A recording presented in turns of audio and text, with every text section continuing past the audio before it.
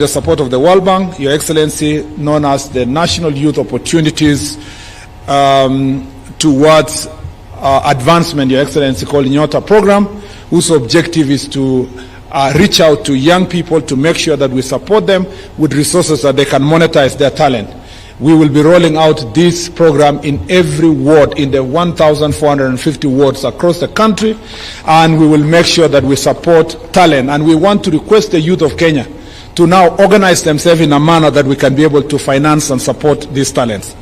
Your Excellency, we are also organizing this sector by making sure that we have a proper legal framework. And that legal framework includes, Your Excellency, the Creative Economy Bill and Creative Economy Policy. Finally, Your Excellency, the Youth Enterprise Development Fund has also set aside already resources, loans that are going to be advanced to young people at, Your Excellency, reasonable rates to make sure that they support monetization of their talent. We request that those who have been charged with the responsibility, especially collective management organizations that are managing resources that are collected from our creative industry, especially the music sector, that, Your Excellency, they must be prudent in terms of transferring the resources to the musicians themselves.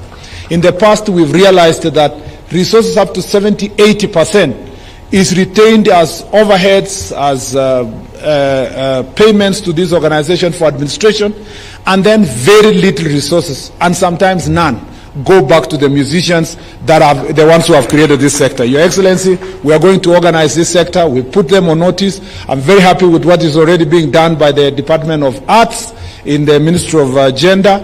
And Your Excellency, we are going to collaborate together to make sure that this sector is organized for purpose of monetization of talent. As this is my first week in this ministry, I'm extremely excited, Your Excellency, to be working with young people. The people I love, the people I like to mentor. As a former university teacher, I am extremely excited when I see young people in this space doing what they do here, and I can't wait to interact with them more to make sure that we mentor them to be the right citizens who are actually going to grow with their country instead of, Mr. President, kuanguka na their inchi. Thank you, Mr. President. Asante sana.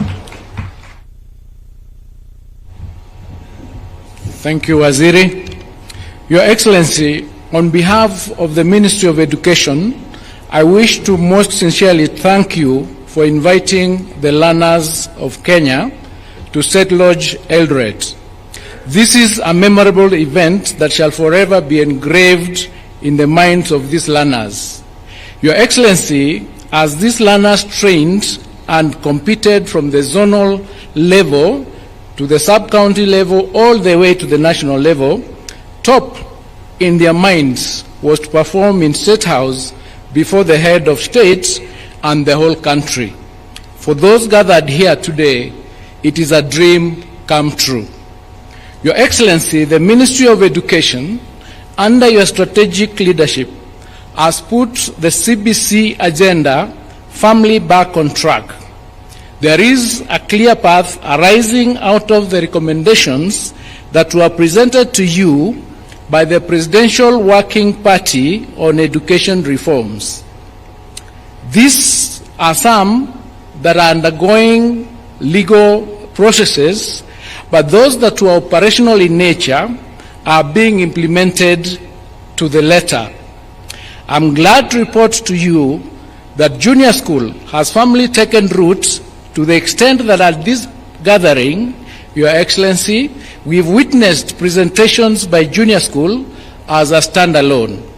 The committee earmarked categories most specifically for junior school. Next year, we shall be having a full junior school, and the learners at that level will compete totally independently. This category of learners will be lucky, since some will be charting the sports science and performing arts pathway, which is a direct product of the CBC. Your Excellency, sir, over the last 9 days, we had a total of 145,800 participants, broken down as follows. The preschool participants were 12,354. The primary school were 29,876. Junior school were 22,876.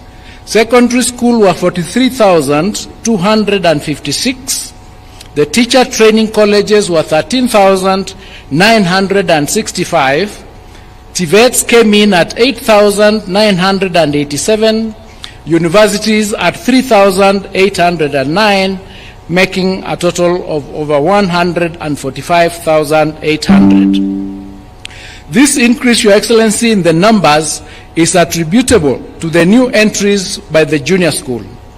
The learners were comfortably accommodated in our learning institutions within Eldoret County. Your Excellency, I wish to appreciate the Sports and Social Development Fund for heeding your directive and fully supporting this co-curricular activity and other co-curricular activities in the Ministry of Education. This particular activity was fully funded by the Sports Fund. I also wish to thank other partners including Equity Bank, the KICD, the Communications Authority of Kenya, the Kenya Universities and Central Placement Services, COOPS, and all these other partners that made this happen. Your Excellency, Moi Girls and by extension Eldoret hosted this event and these students. And I therefore wish to also thank the Governor for hosting this big event. Your Excellency, I wish to thank you for your continued support towards university education, especially, Your Excellency, in the implementation of the student-centered university funding model that is currently in its second year. I wish to confirm that we have implemented your directive that all universities release the new fee structure letters stipulating only the household contribution towards the total cost of the degree programs. Over 125,000 students have so far applied, and out of these, 100,080 specific letters have been issued to the students as of this afternoon. Your Excellency, those cover 36 universities, and we are on course to meet the deadline, which is in 2 or 3 days away. That is by the 19th of August 2024. Your Excellency, those who may have challenges with the band that they've been placed in has been provided a portal where they can put in their appeal, and our teams will deal with those concerns and respond to them as appropriate. Your Excellency, I take this opportunity now to congratulate all the performers and the winners, and also the people of Eldoret for gaining the city status yesterday. I thank you all, and God bless you, and God bless Kenya. Thank you. May I take this opportunity now to invite His Excellency Honorable Gachagua to make his remarks.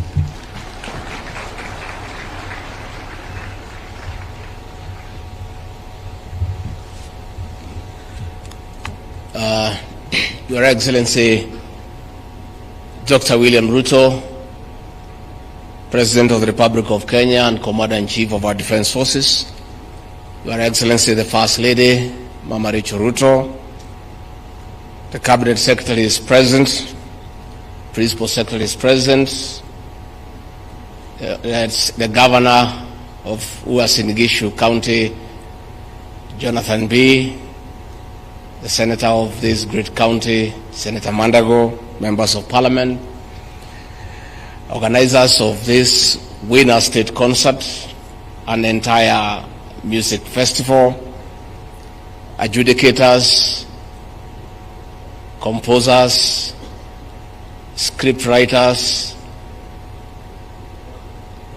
and the creative artists in this hall. Good afternoon. God is good, and all the time. Nisalimieni kwa hewa. Bwana Yesu asifiwe. Your Excellency, before I say one or two things, then I invite you to address this concert. Let me take this opportunity first to acknowledge the leaders present here, because it's important that the participants know that the leadership of this country is here to witness the performances that have been exhibited here. Of course, we have the CS for Education, Julius Ogamba, mpigie makofi. CS Kipchumba Murkomen for Youth, Sports and Creative Economy. The CS for the National Treasury and Economic Planning, John Badi. We have, of course, the Governor of this great county, Jonathan B., aka Kotimoja. We have a Senator for this great county, Jackson Mandago. I've also seen the Secretary General of Kotu, Francis Atwoli. I saw him smiling when the Senator boys were performing on Zilizopendwa. His love for Lingala music is the worst kept secret in this country. I think Mzee, you really enjoy it. We have PS's present, the PS for Immigration, Julius Bitok, Pigieni Makofi. The PS for Sports, Peter Tom, Pigieni Makofi. The CS for TVET, Esther Moria, Pigieni Makofi. The PS for Education, Belio Kipsang, Pigieni Makofi. The PS for the National Treasury, Chris Kipto, Pigieni Makofi. The PS for Higher Education, Beatrice Inyangala, Pigieni Makofi. The PS for Tourism, John Olotua, Pigieni Makofi. The PS for ICT, Engineer John Tanui, Pigieni Makofi. And the PS for Culture, Arts and Heritage, Umi Bashil, Pigieni Makofi. Your Excellency, we also have in attendance members of Parliament, the Honorable Julius Meli, the MP for Tinderet, Pigieni Makofi. The Honorable Farah Malim, the MP for Dadaab, Pigieni Makofi. The MP for Dagoretti South, John Kiarie, Pigieni Makofi. The MP for Lemuru, Engineer John Kirago, Pigieni Makofi. Nominated Member of Parliament, Joseph Wainaina, Pigieni Makofi. The MP for Garsen, the Honorable Ali Wario, Pigieni Makofi. The MP for Sirisia, the Honorable John Weluke, Pigieni Makofi. The MP, the Women Rep for Baringo, Florence Jematia, Pigieni Makofi. The MP for Lugari, Nambwera Nabi, Pigieni Makofi. The MP for Aldai, Marianne Ketani, Pigieni Makofi. The MP for the Mheshimiwa Oboka Milemba, Pigieni Makofi. And the one and the only engineer in Parliament, the Honorable Oscar Sudi, the MP for Kapsaret. Your Excellency, I'm very happy to accompany here to this winners concert. And we want to thank you for always creating time to sample the best in our creative space.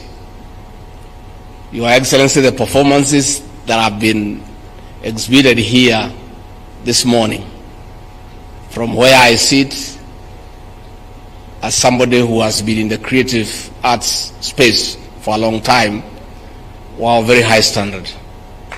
And I really sympathize with the girls who had a piece here complaining about behind the adjudicator's desk. It was a great piece, but there is nothing we can do. The adjudicators are the IBC of the creative art space. All you have to do is just improve on your performance, because there will be winners, there will be losers, but at the end of it all, the performances are of very high quality. Your Excellency, what the young people have exhibited here today pricks the conscience of the nation. Our young people are able to talk to us in a very strong manner.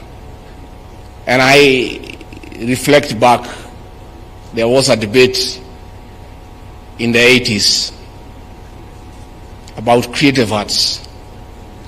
There was a school of thought by Professor Chris Wanjala arguing that work of art is content. And another school of thought by Professor Henry Dangasi arguing that work of art is form. The argument was, according to those who agreed that the work of art is content, is that it is a story. Work of art is a story. The other group was arguing, is really not the story, is how you tell the story. So as I sat here today, that debate is still there. Is it the story or how you tell the story? Which is which? Is it the story or how you tell the story? I belong to that school of thought. That is how you tell the story. The story is good and is always there, but how do you tell it? When 10-week boarding presented a chorus here in Kipsigis language that I don't understand, but from the body language, from the visual expression, I could see the anger and the indignation those girls had about the danger of illicit brews in our country. But that story is always there. But they told it in a different manner. When I looked at St. Clair Maragori about road safety, challenging passengers not to board an overloaded vehicle, that story is always told by the police. But the girls have told it differently. So let us invest in how we tell the story. Your Excellency, when you saw in your cabinet, you really admit that our administration has had a challenge in how you communicate our achievements. We've done a lot. We've got good stories. Sometimes we don't tell the story, and when we tell those stories, we don't tell them well. Let us invest on how to tell the story. The university financing model is a masterpiece. It's such an intervention in our education system on how we finance it. But that story has not been told, and where it has been told, it has not been told well. Let us tell that story appropriately so that the beneficiaries can know that we have got a good financing model. So, Your Excellency, I want to say I'm very happy. Last year, we were with you in Nakuru. When I went home, after seeing the performances, I was very calm and slept very well. And my wife asked what had happened that I slept so well. I told her I was in a beautiful state concert, and she said, next year, I want to come with you so that I can also sleep well, so I asked her to come along today. And of course, I was very happy to see Kenyaga Boys, where I was for 6 years, and I was in the creative space, learning how to tell a story and tell it well. So I want to say congratulations to the performers. Continue telling the story, continue impacting on society through the creative space. And I want to thank Kipchumba Murkomen, the way you have explained. Let us invest more in our young people so that they can help us instill values in our society. They can help us communicate difficult messages in a light manner, in a manner that is not only educative but also entertaining. With those very many remarks, I want to request all of you to stand up and help me by clapping and ululating and kushangilia to welcome the President of the Republic of Kenya, Dr. William Ruto, to come and tell his story and tell it well. Mr. President.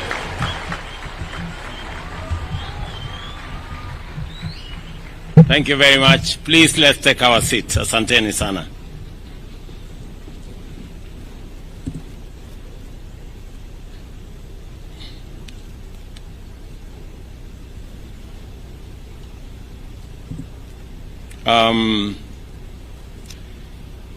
Your Excellencies, honorable members, distinguished artists, good afternoon. Hamjambo.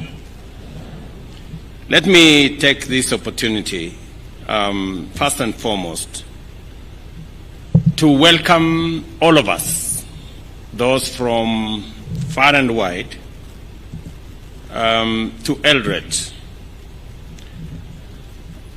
the newest city in Kenya.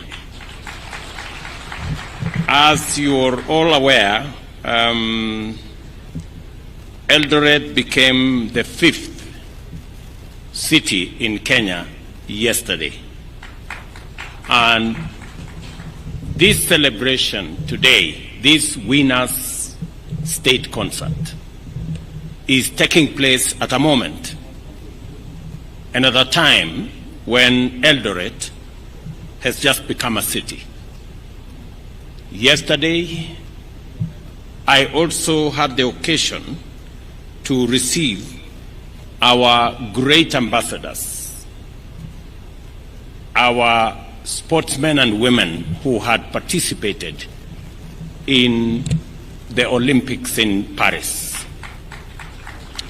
And we were very, very proud of their performance. They did exceptionally well. I still want to ask all of us to give them a round of applause. Today, we have seen the champions of our music in the creative industry space. To all of you who participated, those of you who have won, let me congratulate you on my own behalf and on many friends and the people of Kenya for making us proud with your performance. And I take this opportunity to welcome all of you to this very special state concert, hosted, as I have said, in Kenya's 5th city, the city of Eldoret, commonly known as the City of Champions. It is truly fitting that as we celebrate the conferring of city status on Eldoret, this new city also plays host to the National Music Festival. This great occasion is a testament to the limitless potential and talent that resides in our nation, Kenya, the natural land of champions. I have been informed that it is the very first time this event is being hosted in Eldoret. Congratulations, Uasin Gishu County, for all the work you have done together with the leadership of this event to host this occasion. I am also aware that it is the very first time that a state concert is being hosted here in State Lodge, Eldoret. Again, let me welcome all of you here. Please forgive me for the situation outside here. It's not very tidy because this place is not used to hosting big events like this. Next time, I will make sure that I improve on my hosting. I need to do some work around this compound to make sure that when I have guests like you, you have ample and adequate space to come to. The Kenya Music Festival has long been a fountain of creativity, nurturing the raw and potent talent found in our young and youthful learners. Over time, this festival has offered a platform for learners to showcase their boundless gifts in music, dance, and poetry. These talents, identified meticulously and shaped and honed by the dedication of teachers, tutors, and lecturers, have played a transformative role in our society, building confidence and instilling pride in those who have graced the stage, as I saw them here this morning and afternoon. This year's theme, Talent Development for Growth and the Creative Economy, is both timely and aligned with the government's agenda. We recognize the creative economy as a pillar of our national economic transformation, and the Kenya Music Festival is a vital component in this endeavor. From vocal and instrumental music to traditional and contemporary dances, and from scripting to public speaking, this festival has demonstrated its enduring legacy in developing a broad range of creative talents. The digitization of these performances, spearheaded by the Kenya Institute of Curriculum Development, is already providing our students with new avenues for recognition and revenue generation as their content reaches not only local and regional, but also global audiences online. This festival's impact on the creative economy can neither be gainsaid nor overstated. It fosters local talent, promotes economic growth, preserves our cultural heritage, and builds a sustainable creative system. Additionally, it provides our learners with the opportunity for international exposure, preparing them to compete on the world stage. As you are aware, Kenya has been given the opportunity by the German government to be the country to showcase our culture next month in Germany. And among the participants that will participate in that event in Bonn in Germany will come from this festival. It will also come from the drama festival. The numbers involved in this year's festival speak volumes about the value we place on the creative and performing arts.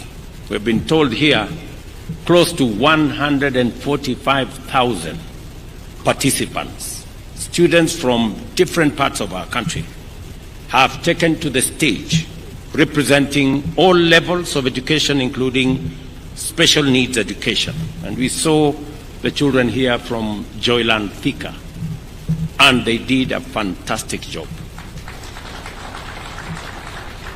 This inclusivity is a hallmark of this festival, ensuring that every child has an opportunity to realize their full potential. To further support the aspirations outlined in this year's theme, the festival has introduced categories that directly link participants to the performing art industry. Notably among these is the Pop Talent Show, which provides a space for students to compose and produce their own music using modern technology. With this and the experience around it, our students are positioned to become composers, performers, and recording artists, attributing and contributing to Kenya's vibrant music industry. The festival also plays a crucial role in preserving our cultural heritage through the performance of traditional dances. We must promote these classes and document these dances to ensure they are preserved for current and future generations. This year, we witnessed the first national conference in music held alongside the competitions, as was ably explained by Professor Ngala. We must position Kenya as a cultural and music tourism hub, both at the county and national level. I also extend a warm welcome to guest teams from other countries who joined us this year, and I hope to see more international participation in the future. The success of this festival would not be possible without the support of our partners. Your contribution, collaboration allows us to realize the government mission of educating and creating a better world together for the future. On the financing of Kenya Music Festival activities, I urge the leadership to propose sustainable measures and form stronger partnerships with the private sector. The festival must find alternative sources of income to ensure its sustainability and continued success. I have heard what both ministers have said about this, about the plans they have on how to make this sustainable, how to bring on board the private sector, how to expand the sponsors, how to create opportunities for advertising, for talent identification, for the whole space around the creative economy. And I am looking forward to an ecosystem that is going to fund itself as we go into the future. And we will be deliberate on making sure that that becomes the case.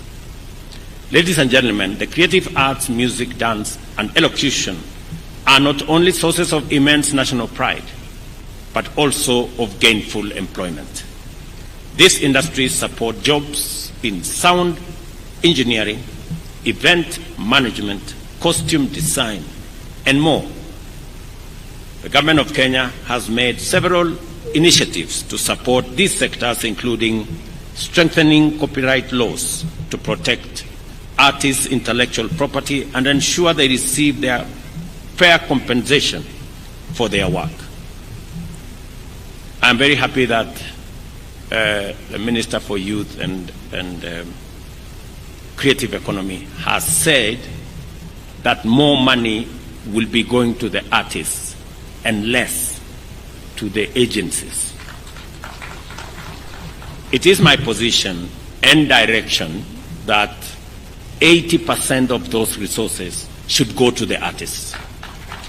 At the moment, as less as 20% gets to the artists. Royalties is not money for running offices.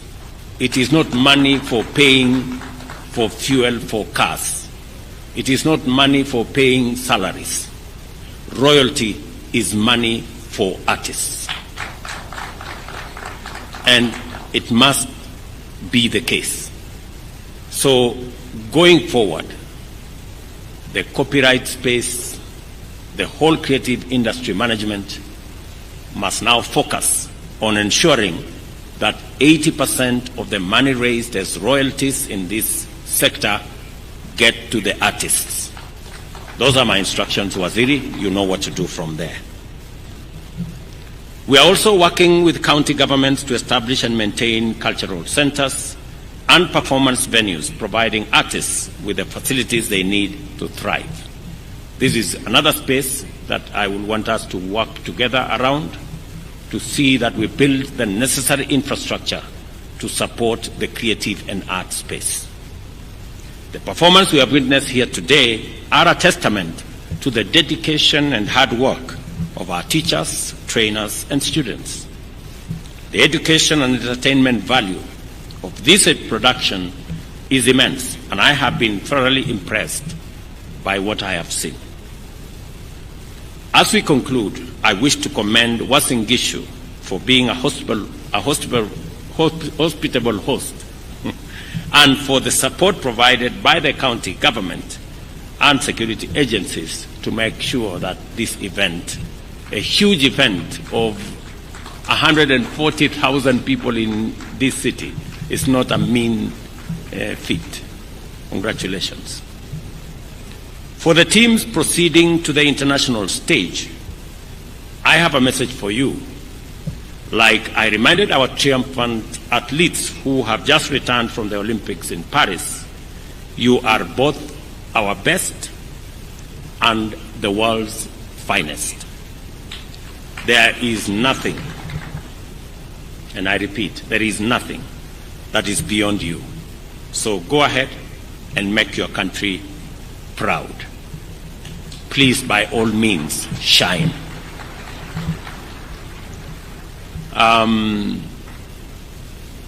This is a very important space for us because it speaks to our children. And I know this cannot happen without teachers. The teaching fraternity make huge sacrifices and a huge contribution to make sure these events are held. To all our teachers, trainers, and artists in that space, my congratulations for doing a wonderful job. I remember last year I made a commitment that we are going to identify teachers in this co-curriculum space and promote them for what they are doing. I am happy that the directive I gave to the Ministry of Education has been implemented, and 407 teachers who are in the co-curriculum space were promoted last year. I also want to say that we will continue to recognize teachers who are operating in this space and also give them national awards. Last year, I gave 17 teachers in the co-curriculum space national awards, recognizing their contribution to the progress of our nation. We will continue to identify, we will continue to work with you to make sure that we continuously promote this space. Let me also say that as the Minister for Education and the Deputy President have said, we have now concluded sending letters for the new students who are who had earlier been sent letters that did not have sufficient clarity. That in the next 2 days we will conclude that process so that every parent knows what it is that they need to contribute as the government shoulders the bigger part of our university education and TVET education. Between 90% and 60% is taken care of by the government of Kenya. So depending on the different categories of parents, you either contribute 10% or 20% or 30% at most. So this is the space we are in. We have also agreed that Treasury, TSC, and the teaching fraternity sit together and look at the possibilities of ensuring that we implement our commitment as government so that we avoid unnecessary industrial action in that space and avoid interruptions in our institutions of learning. So that engagement is going to happen, and I want to tell the leadership of all those who are concerned, all the stakeholders, to work together for the interest of our children, respecting also what is due to our teaching fraternity. So we will work with the teachers. I have already given instructions to Treasury to work with the Teacher Service Commission and the leadership of our teaching fraternity, both at the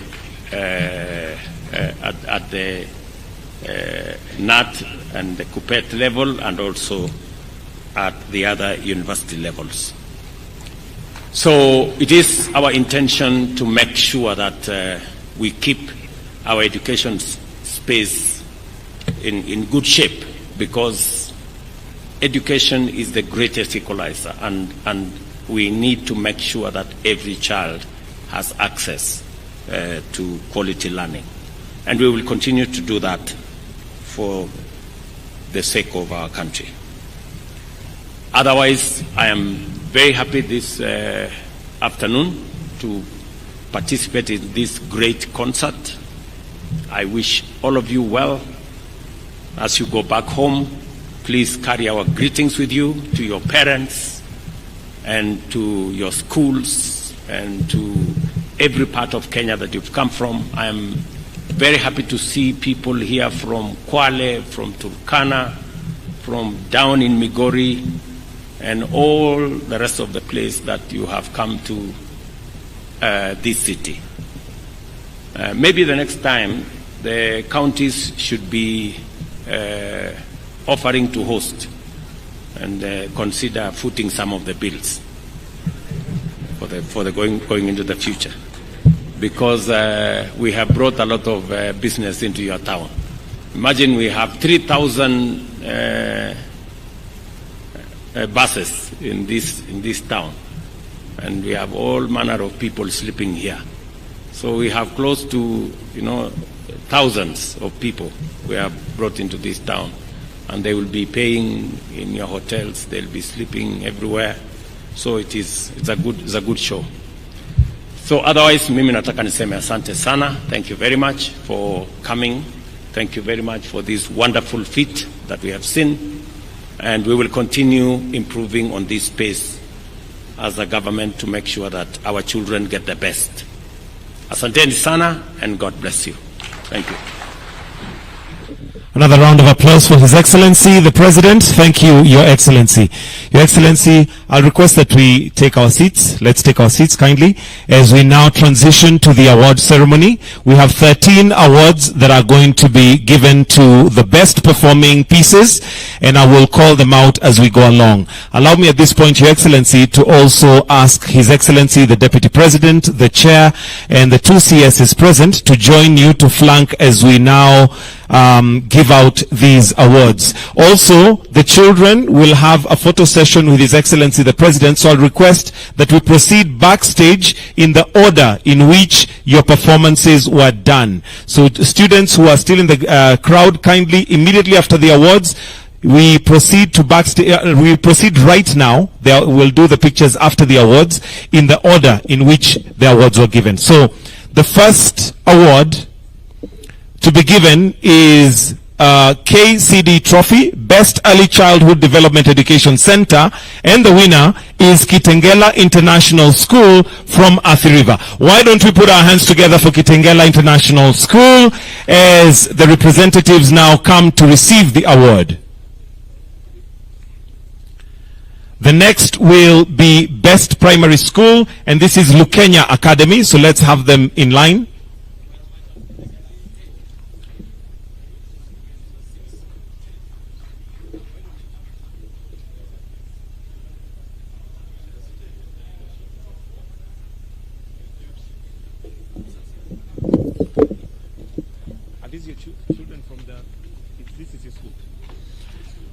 That is Kitengela International School from Athi River. Tuwapigie makofi tena. Let's have on standby Lukenya Academy is next, followed by Moi Forces Academy. So let's have them all lined up.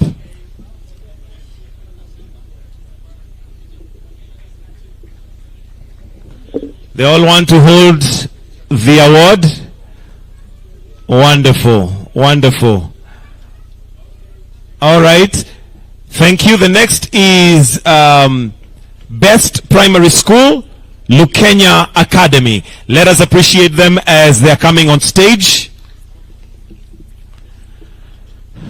That is Lukenya Academy. Moi Forces should be on standby.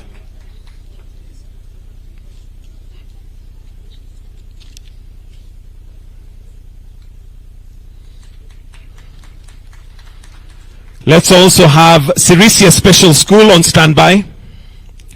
Coming up on stage now is Moi Forces Academy, and their award is Best Junior Secondary School. Makofi ya Moi Forces Academy. Followed by Sirisia Special School.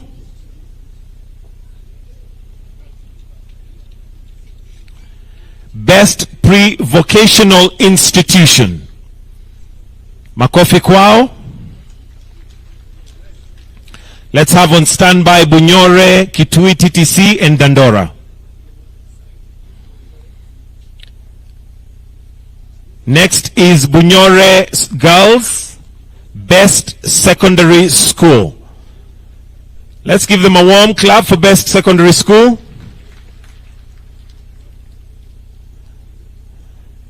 Next is Kitui TTC, Best Teachers Training College. This is a separate sponsored trophy.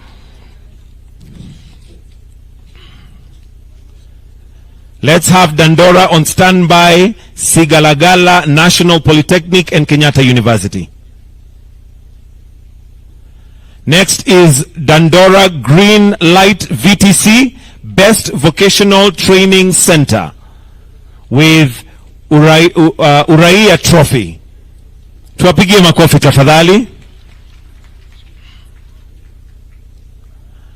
Next we have Sigalagala National Polytechnic, Best National Polytechnic, Technical and Vocational Colleges. A Brook Trophy. And the next is Kenyatta University with Best University, KUCCP Trophy. A reminder, students, please, all performing students, let's go backstage so that we are prepared for the photo session immediately after this.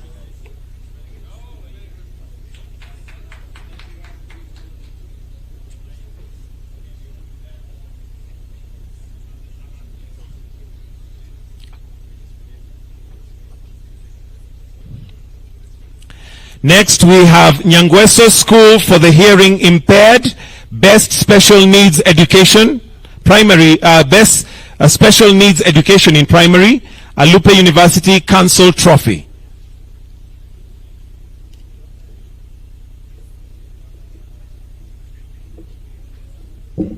Next, we have Moranga School for the Hearing Impaired, Best Special Needs Education, Secondary School, an Anti-Counterfeit Authority sponsored trophy.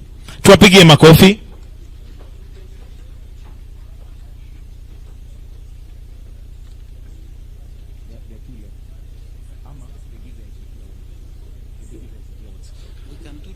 Yeah. No, what we'll do the trophies, but let First Lady and Pastor Dorcas do that. Next, we have Nairobi County, Best County, that's Teacher Service Commission Trophy. Tuwapigie makofi.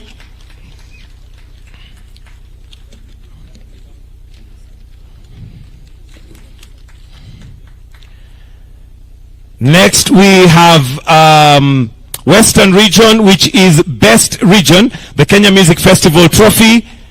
Makofi kwao. ICT, we're doing ICT. With your permission, Your Excellency, there was a Huawei ICT competition 2024 that attracted 160,000 students from 82 countries. Today we have the winning team, and with your permission, Your Excellency, may I request the First Lady and Pastor Dorcas to present these gifts kindly. So Your Excellency, if you may retreat, but we welcome Her Excellency the First Lady and Pastor Dorcas to present these awards.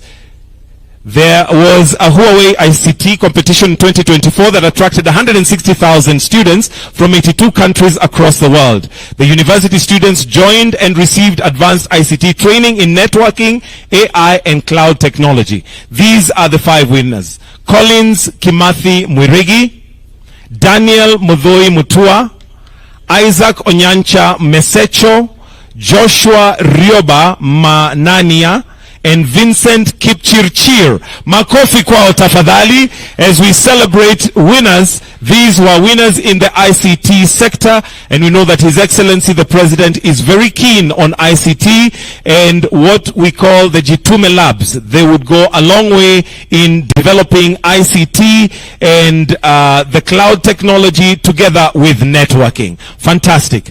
After they have been braced their awards, we'll request that Your Excellency the First Lady and the spouse to the Deputy President to join them for a photo moment. If we may capture that.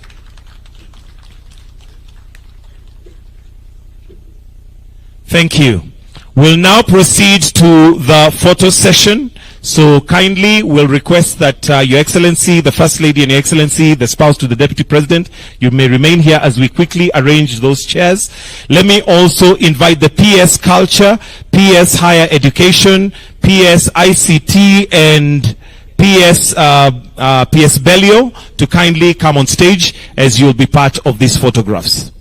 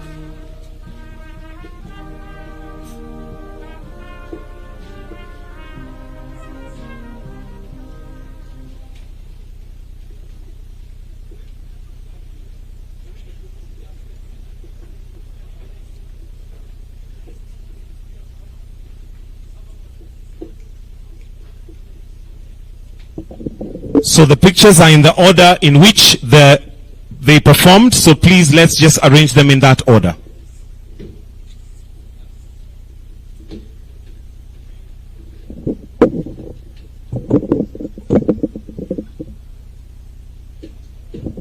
Exit to the left. Let's have the next lot coming in.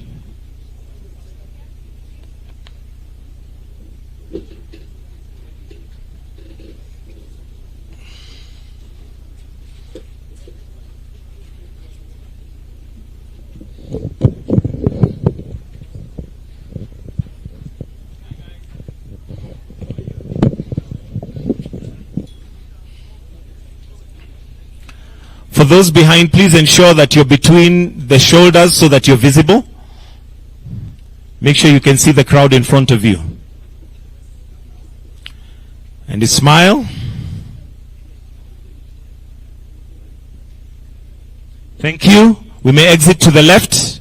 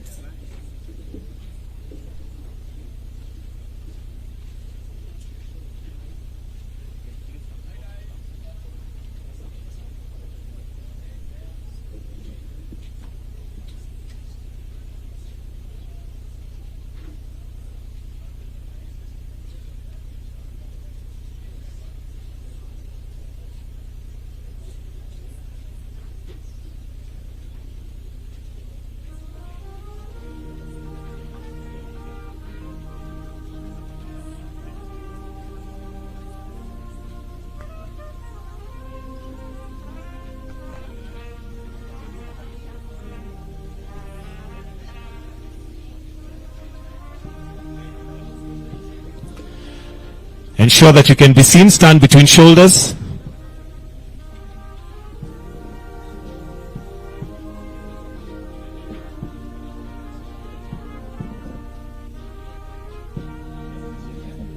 Thank you. We may exit to the left.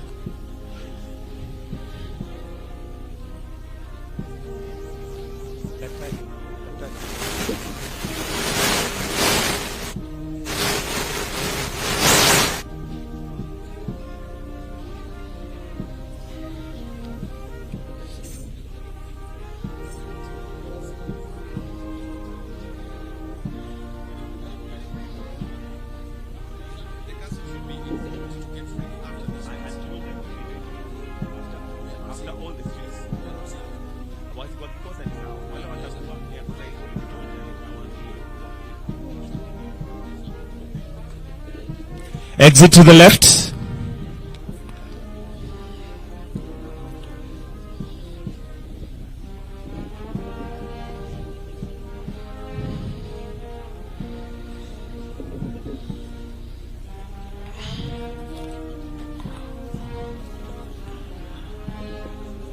The taller ones to stand behind and make sure you're in between shoulders.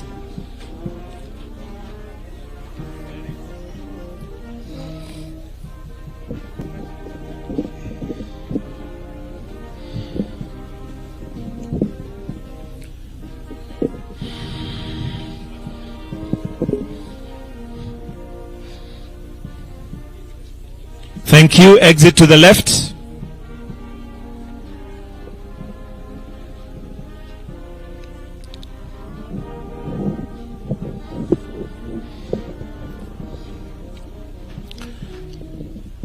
The taller ones to stand behind, but stand behind in between shoulders so that you're visible.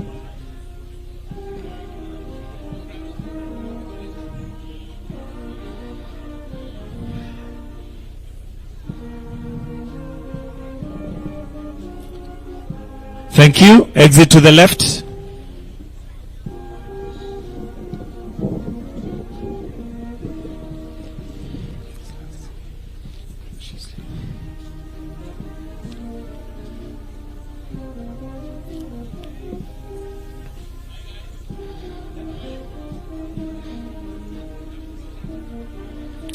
The taller ones to the back. Then make sure you're in between shoulders if you're at the back so that you're visible. We need to see your face.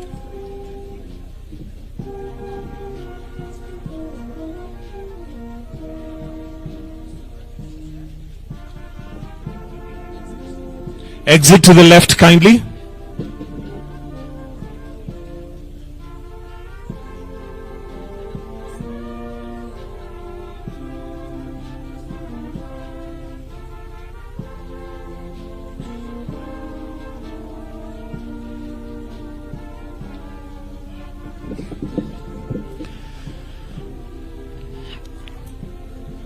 Find a way to display the flowery. That's it. But don't cover your face. Don't cover your face. There you go. Thank you. Exit to the left.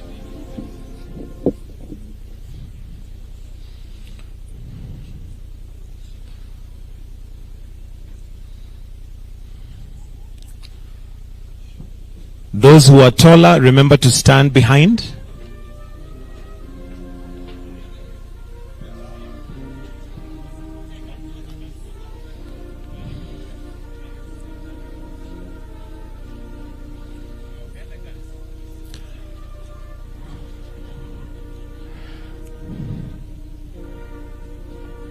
Thank you. Exit to the left.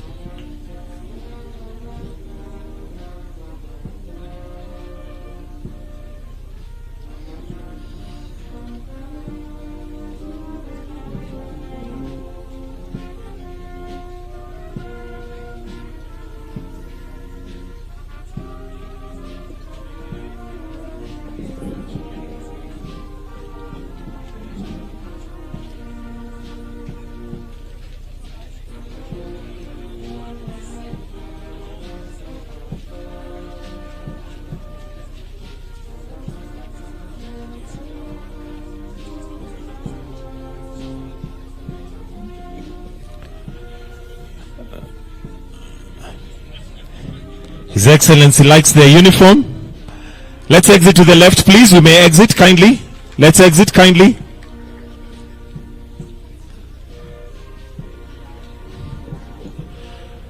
The taller you are,